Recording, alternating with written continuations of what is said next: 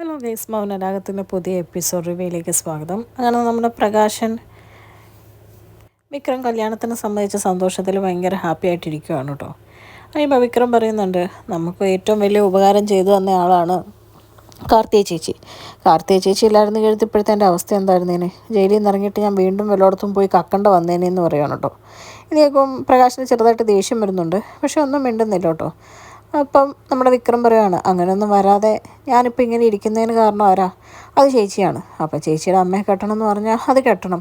പിന്നെ അച്ഛൻ അമ്മേനെ കണ്ടിട്ടുണ്ടോ എന്നൊക്കെ ചോദിക്കണം കേട്ടോ. അപ്പോൾ പ്രകാശം പറയുന്നുണ്ട്, ഞാൻ ശ്രമിച്ചായിരുന്നു, പക്ഷെ അതിന് സമയമായില്ല എന്ന് മോള് പറയുന്നതെന്നൊക്കെ പറയുവാണ് കേട്ടോ. അങ്ങനെ വിക്രം പറയണേ, എത്രയും പെട്ടെന്ന് എൻ്റെ ആ മുൻ അമ്മ എന്ന് പറയുന്ന ആ സാധനം ഉണ്ടല്ലോ, അതിനെ പോയി കണ്ടിട്ട് അവരുടെ കഴുത്തിൽ നിന്ന് ആ താലിയും പൊട്ടിച്ചുകൊണ്ട് വാച്ചാ, എന്നിട്ട് ആ ബന്ധം എത്രയും പെട്ടെന്ന് നിയമപരമായിട്ട് തന്നെ ഡിവോഴ്സും ചെയ്യണമെന്ന് പറയുവാണ്. അത് കേട്ടിട്ട് പ്രകാശം പറയുകയാണ്, എനിക്ക് നിനക്കെന്തെങ്കിലും സമ്മതക്കുറവുണ്ടാവുമോ എന്നൊരു ടെൻഷനായിരുന്നു. എന്തായാലും അത് മാറിക്കിട്ടി. ഇതിപ്പോൾ തന്നെ കാർത്തിക മോളെ പോയി അറിയിക്കണം. അറിയിച്ചിട്ട് നേരെ ഞാൻ എൻ്റെ മുൻ ഭാര്യേനെ കണ്ടിട്ടേ വരുള്ളൂ എന്ന് പറഞ്ഞ് അവിടെ നിന്ന് ഇറങ്ങുവാണ് കേട്ടോ പ്രകാശൻ. കഴിഞ്ഞ പ്രകാശൻ നേരെ വണ്ടിയൊക്കെ ഓടിച്ച് കാർത്തികയുടെ ഓഫീസിൽ ചെല്ലുവാണ്. അവിടെ ചെന്നിട്ട് കാർത്തികനെ കാണുവാണ് കേട്ടോ. എന്നിട്ട് പറയുകയാണ്, വിക്രം സമ്മതിച്ചു എന്ന് പറയുമ്പോൾ കാർത്തിക പറയുന്നുണ്ട്, അവന് വേറെ കുഴപ്പമൊന്നും ഇല്ലല്ലോ എന്ന് പറയുമ്പോൾ, ഒരു കുഴപ്പമില്ല, അമ്മ പറഞ്ഞ് അവനേറെ അറിയായിരുന്നു എന്ന് തോന്നുന്നു, പിന്നെ എൻ്റെ സംസാരവും പെരുമാറ്റത്തിൽ നിന്നൊക്കെ അവൻ മനസ്സിലാക്കി എടുത്തെന്നാണ് മോളെ തോന്നുന്നതെന്നൊക്കെ പറയുവാണ് കേട്ടോ. അത് കഴിയുമ്പോഴത്തേക്കും കാർത്തിക പറയുന്നുണ്ട്, അതൊക്കെ ശരിയാണ്, ഇനി നിയമപരമായിട്ട് അച്ഛൻ്റെ മുൻ ഭാര്യ ദീപ അവരെ ഉപേക്ഷിക്കണം, എന്നാലേ എൻ്റെ അമ്മയായിട്ടുള്ള വിവാഹം നടക്കുകയുള്ളൂ എന്ന് പറയുകയാണ്.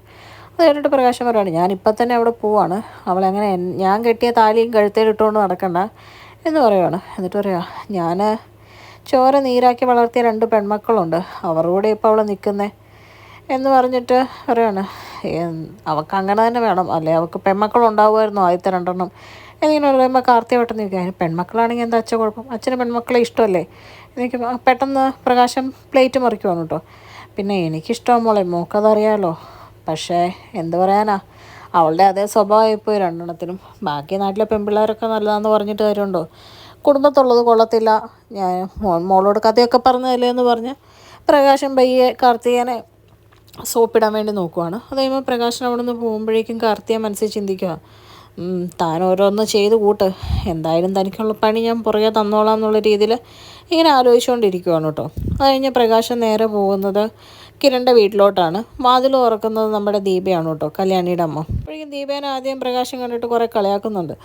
നീ ഇവിടെ ഉണ്ടായിരുന്നോ എന്നൊക്കെ ഇങ്ങനെ ചോദിച്ചുകൊണ്ടിരിക്കുന്ന സമയത്താണ് രതീഷും കാദംബരിയും കൂടെ അങ്ങ് വരുന്നത്. രതീഷ് പ്രകാശിനെ കാണുമ്പോൾ, ഇതാര്, എൻ്റെ മുൻ അമ്മായി അച്ഛനോ എന്നിങ്ങനെ ചോദിക്കുവാണ് കേട്ടോ. അപ്പോഴേക്കും പ്രകാശം പറയാം, അതേടാ നിൻ്റെ മുൻ അമ്മായി അച്ഛൻ തന്നെ, ഞാൻ എൻ്റെ മുൻ ഭാര്യേനെ കാണാൻ വേണ്ടിയിട്ട് വന്നതാ എന്ന് പറഞ്ഞിട്ട് പറയുവാണ്. ദീപയോട് പറയാണ്, നീ എന്തായാലും എന്നെ ഒന്ന് മോചിപ്പിച്ച് തന്നായിരുന്നെങ്കിൽ വലിയ ഉപകാരം എന്ന് പറയുവാണ്. അപ്പോഴത്തേക്കും ദീപ പറയുന്നുണ്ട്, അതിന് ഞാൻ നിങ്ങളെ പിടിച്ചു വെച്ചിട്ടൊന്നുമില്ലല്ലോ, നിങ്ങളെ ഞാൻ പണ്ടേ മോചിപ്പിച്ചതല്ലേ, നിങ്ങളുടെ അടുത്ത് എന്തെങ്കിലും കാര്യത്തിന് വേണ്ടിയിട്ട് ഞാനിപ്പോൾ വരാറുണ്ടോ എന്നൊക്കെ ചോദിക്കുവാണ് കേട്ടോ. അത് കേൾക്കുമ്പോൾ പ്രകാശം പറയാം, അതൊന്നുമില്ല, പക്ഷേ നിയമപരമായിട്ട് എനിക്ക് ഡിവോഴ്സ് വേണമെന്ന് പറയുവാണ്. അത് കേൾക്കുമ്പോഴൊന്നും ദീപയ്ക്ക് വലിയ കുലുക്കമില്ല. ദീപ ഇങ്ങനെ മിണ്ടാതെ നിൽക്കുവാണ്, നിങ്ങൾക്ക് എന്താണെന്ന് വെച്ചാൽ തരാമെന്നുള്ള രീതിയിൽ. അത് കഴിയുമ്പോഴേക്കും പ്രകാശൻ പറയുവാണ്, പിന്നെ ഞാൻ കെട്ടിത്തന്ന ഈ താലിയാണല്ലോ നീ കഴുത്തേലിട്ടുകൊണ്ട് നടക്കുന്നത് എന്നിങ്ങനെ സംസാരിച്ചുകൊണ്ടിരിക്കുന്ന സമയം നമ്മുടെ കിരൺ അങ്ങ് ഇറങ്ങി വരുവാണ്. കിരൺ ചോദിക്കുകയാണ്, എന്താ ഇവിടെ എന്നിങ്ങനെ ചോദിക്കുമ്പോഴത്തേക്കും, ഞാൻ എൻ്റെ മുൻ ഭാര്യേനെ കാണാൻ വേണ്ടി വന്നതാണ്, എന്തായാലും ഞാൻ അവളിൽ നിന്ന് ഡിവോഴ്സ് ചോദിച്ചിട്ടുണ്ടെന്നൊക്കെ പറയുവാണ് കേട്ടോ. ഇതൊക്കെ കേൾക്കുമ്പോഴത്തേക്കും നമ്മുടെ പ്രകാശനോട് ദീപ ചോദിക്കുന്നുണ്ട്, നിങ്ങളെന്നാ ക്ഷേത്രത്തിൽ വെച്ച് ഒരു ലക്ഷ്മി എന്ന് പറയുന്ന പുള്ളിക്കാരിയുടെ പേരിൽ അർച്ചന കഴിപ്പിക്കുന്നുണ്ടായിരുന്നല്ലോ, ഇനി അവരെ കെട്ടാനാണോ എന്നിങ്ങനെ ചോദിക്കുവാണ് കേട്ടോ. അത് കേട്ടിട്ട് പ്രകാശം പറയാണ്, ഞാൻ അങ്ങനെ പലതും ചെയ്യുമെന്നുള്ള രീതിയിൽ പറയുമ്പോൾ കാദംബരി പറയാണ്, കെട്ടുന്നേ കുഴപ്പമൊന്നുമില്ല, ദൈവത്തെ ഓർത്ത് പിള്ളേരെ ഒന്നും ഇനി ജനിപ്പിക്കരുത്, അതിന് പെൺമക്കളാണെങ്കിലോ എന്നിങ്ങനെ പറയുമ്പോൾ പ്രകാശം പറയുന്നുണ്ട്, നിന്നെപ്പോലെയുള്ള പെൺമക്കളാണെങ്കിലേ കുഴപ്പമുള്ളടി, അല്ലാതെ എൻ്റെ കാർത്തിക മോളെ പോലെ ആണെങ്കിൽ കുഴപ്പമില്ല എന്നുള്ള രീതിയിൽ പറയുവാണ് കേട്ടോ. അത് കഴിയുമ്പോൾ ദീപ ഡിവോഴ്സിനും കുഴപ്പമില്ല, നിങ്ങളുടെ താലി എനിക്ക് വേണ്ടാന്നുള്ള രീതിയിൽ നിൽക്കുവാണ്. അപ്പം പ്രകാശം പറയുന്നുണ്ട്, ഞാൻ കെട്ടിയ താലി ഇങ്ങ് ഊരി തന്നായിരുന്നു, എനിക്കങ്ങ് പോകാമായിരുന്നു എന്ന് പറയുകയാണ്. അത് കേട്ടിട്ട് ഒരു കൂസലും ഇല്ലാതെ ദീപ താലി ഊരാൻ വേണ്ടിയിട്ട് തുടങ്ങുവാണ് കേട്ടോ. താലി ഊരാൻ വേണ്ടി തുടങ്ങുന്ന കണ്ടിട്ട് നമ്മുടെ കിരൺ വന്നിട്ട് പറയാണ്, നിൽക്കമ്മേ ഊരാൻ വരട്ടെ, ഞങ്ങൾക്ക് ഒന്നും കൂടെ ആലോചിക്കണം ഇതിനെ പറ്റിയിട്ട്, ആലോചിച്ചിട്ട് തീരുമാനം പറയാമെന്ന് പറയുമ്പോൾ പ്രകാശം പറയുകയാണ്, എൻ്റെ മുൻ ഭാര്യയ്ക്ക് കുഴപ്പമില്ലല്ലോ, പിന്നെ നിനക്കാണോടാ കുഴപ്പമെന്ന് ചോദിക്കുവാണ് കേട്ടോ. അപ്പം പ്രകാശം പറയുവാണ്, നീ എന്താണെന്ന് വെച്ചാൽ കാണിക്കുക, ഞാൻ എന്തായാലും ഡിവോഴ്സ് മേടിച്ചെടുക്കുമെന്ന് പറയുവാണ്.